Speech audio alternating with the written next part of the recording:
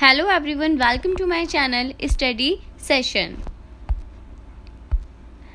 जो हमारा आज का चैप्टर है वो है major landforms of the earth. अब हमने लास्ट क्लासेस में पढ़ा था कि major domains of earth. Major domains में हमने पढ़ लिया था कि धरती पे क्या है, पानी है, एटमॉस्फेयर है, लिथोस्फेयर है, ये सब पढ़ा था, मिट्टी है. अब यहाँ पर हम क्या पढ़ेंगे, मेजर लैंड फॉर्म्स ऑफ अर्थ.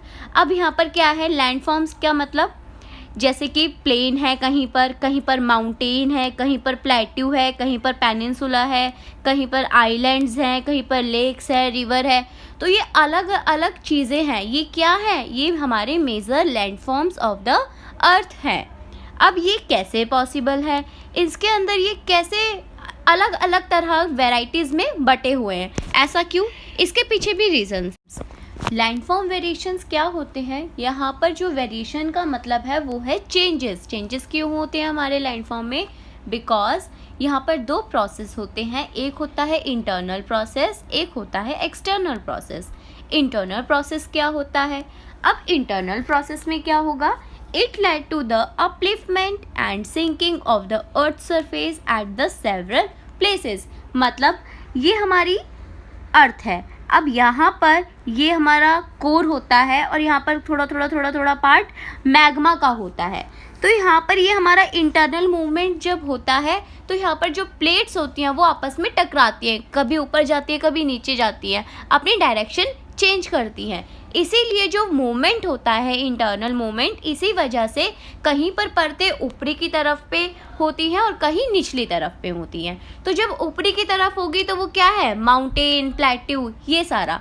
लेकिन एक होता है एक्सटर्नल प्रोसेस. एक एक्सटर्नल प्रोसेस क्या है, it makes wearing down and rebuilding of the land surface. अब यहाँ पर दो चीज़ें बहुत इंपॉर्टेंट है, एक है इरोजन एंड डिपोजिशन. अब बहुत ज़ोर से बारिश हुई और क्या हुआ कि मिट्टी का ढेर है और वो पूरा मिट्टी का ढेर पानी की वजह से एक जगह से दूसरी जगह चला गया.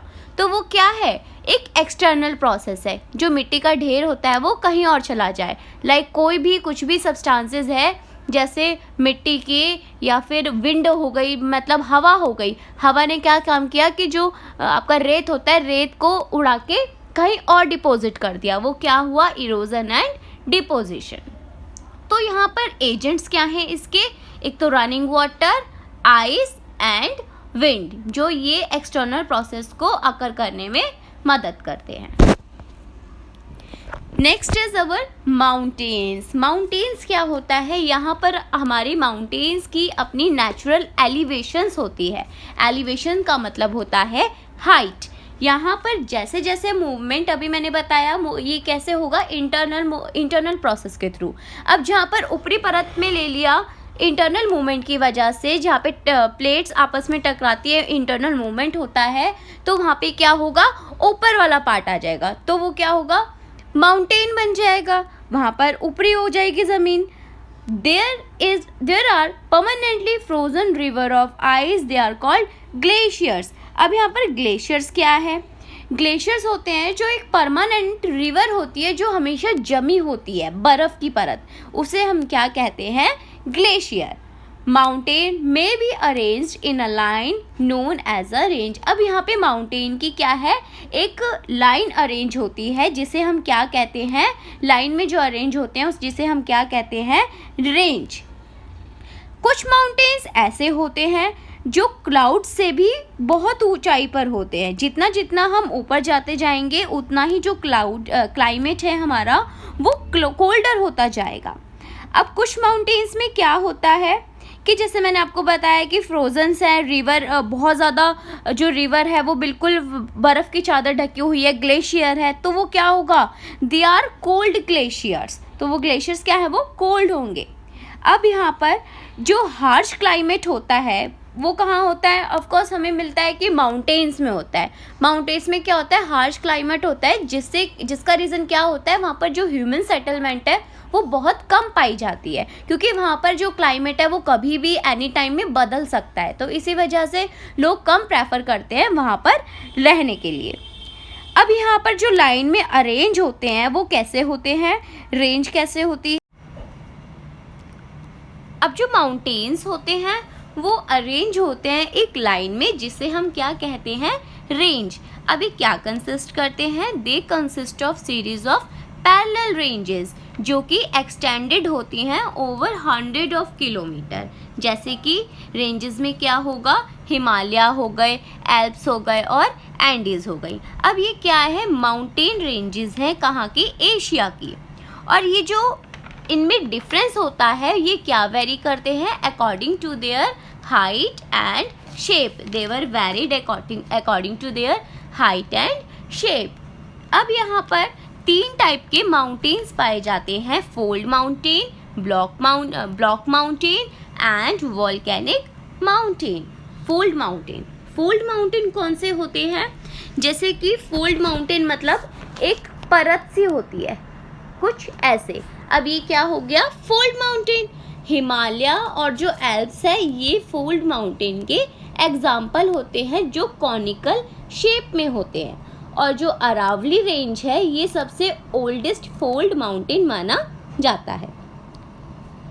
The Aravalli range in India is one of the oldest fold mountain. अब ब्लॉक माउंटेन कौन से होते हैं, ब्लॉक माउंटेन होते हैं जो क्रिएट किए जाते हैं जब बहुत बड़ा एरिया ब्रोक किया जाता है एक वर्टिकली डिस्प्लेड में, मतलब वर्टिकली ब्रोक किया जाता है और जो एरिया होता है उसका जो एरिया है वो होता है लार्ज। अब यहाँ पर ब्लॉक माउंटेन में 2 टाइप होते हैं, uplifted block and lower block. Uplifted block क्या होता है, अब जैसे अपलिफ्ट के अंदर जो ब्लॉक अपलिफ्ट हो रहा है ऊपर की तरफ है तो उसे हम क्या कहेंगे, होस्ट। और जो लोअर ब्लॉक है जो नीचे की तरफ है उसे हम कहेंगे ग्रैबन। अपर ब्लॉक ये होगा एंड लोअर ब्लॉक होगा ये। तो upper block and lower block, horst and graben. Example होता है इसका राइन वैली और वोगस माउंटेन यूरोप के अंदर। नेक्स्ट इज वोल्केनिक माउंटेन क्या होते हैं, वोल्केनिक माउंटेन जो होते हैं वो वोल्केनिक एक्टिविटी के थ्रू फॉर्म किए जाते हैं।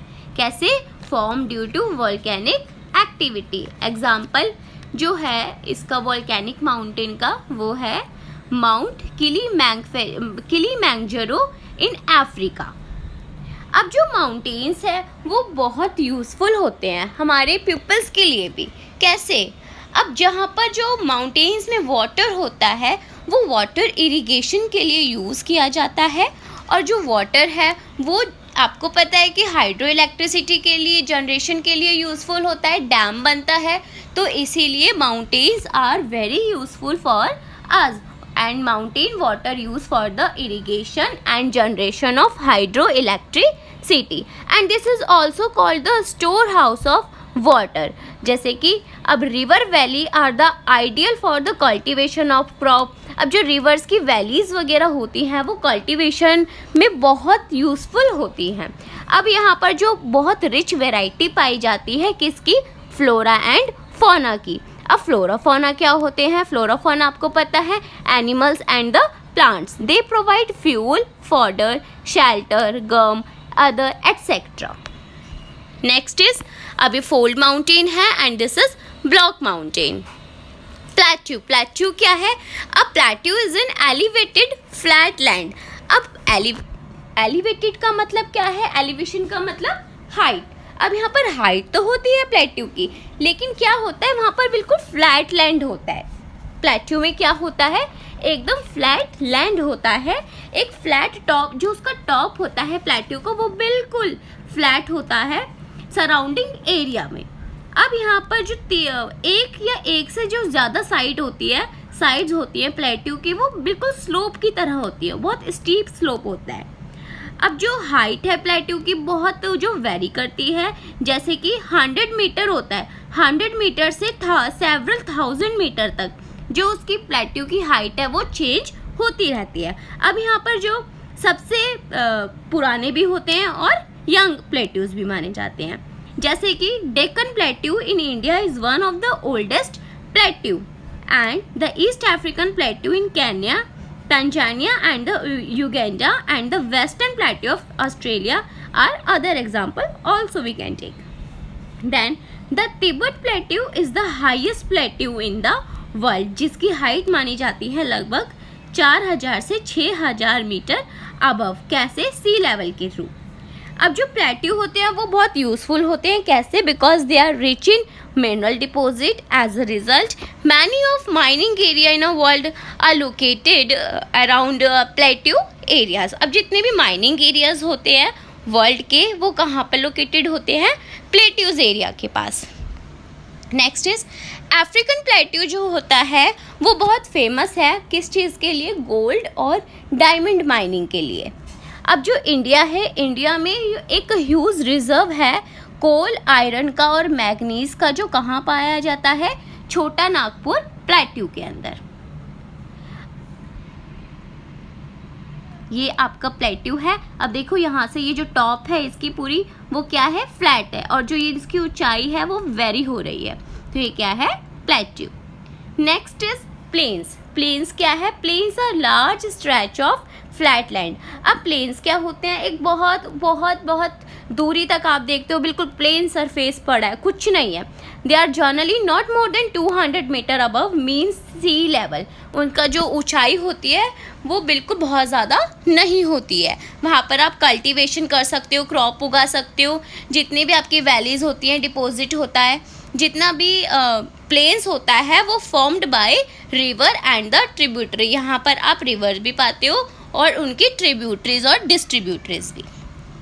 और जो प्लेन्स होते हैं वो जनरली फर्टाइल होते हैं, जैसे कि जो ट्रांसपोर्ट कंस्ट्रक्शन नेटवर्क वहाँ पर बहुत इजी मिल जाता है हमें, बहुत थिकली पॉपुलेटेड रीजन होते हैं वर्ल्ड के। यहाँ पे लोगों का जो रेसिडेंशियल होता है वो इजी तरीके से हो सकता है क्योंकि हर चीज़ वहाँ पर पॉसिबल है according to their plateau and the mountain. अब जो माउंटेन एंड प्लेट्यू थे वो थे एक जैसे टूरिस्ट होता है, टूरिस्ट आते हैं वहाँ पे, आप सीनिक देख सकते हो, सीनिक सीन्स देख सकते हो, एक अट्रैक्शन व्यू मिलता है हमें माउंटेन से, इसलिए वहाँ तक वो चीज़ ठीक है। बट एक ह्यूमन हैबिटेशन के लिए आपको प्लेन में ही जाना पड़ता है, तो जो प्लेन्स है वहाँ पर जो ह्यूमन हैबिटेशन है वो ज़्यादा होता है और यहाँ पर बहुत ग्रेट कॉन्सेंट्रेशन होता है पीपल्स का, बिकॉज यहाँ पर बहुत फ्लैट लैंड अवेलेबल होती है ताकि हम बिल्डिंग, हाउसेज और कल्टीवेशन कर सके। यहाँ पर जितने भी आपकी इंफ्रास्ट्रक्चर है वो पॉसिबल हो सकती है। अब यहाँ पे जो इंडिया में द इंडो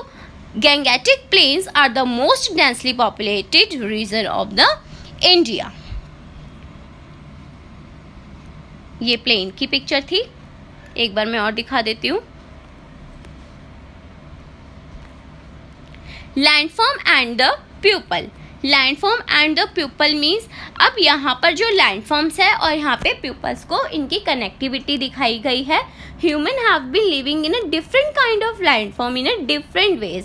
अब माउंटेन में जो लिविंग होगा वो थोड़ा अलग होगा, हालांकि वहाँ पे कम होता है रेसिडेंट ह्यूमन हैबिटेशन, बट वहाँ पर होता है।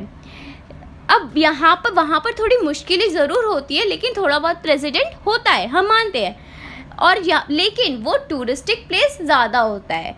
अब अकॉर्डिंग टू देयर प्लेन में मोर डेंसली पॉपुलेटेड एरिया होता है क्योंकि वहाँ पर हर चीज़ आपको इजीली अवेलेबल हो सकती है। अब यहाँ पर जैसे जैसे लैंडफॉर्म होगा वैसे different kind of different ways होगा लोगों के रहने का। अब कुछ नेचुरल कैलेमिटीज़ हो जाती है जैसे अर्थक्वेक, वॉल्केनिक इरप्शन, फ्लड वगैरह, तो ये क्या करती हैं, ये डिस्ट्रक्शंस पैदा कर देती है।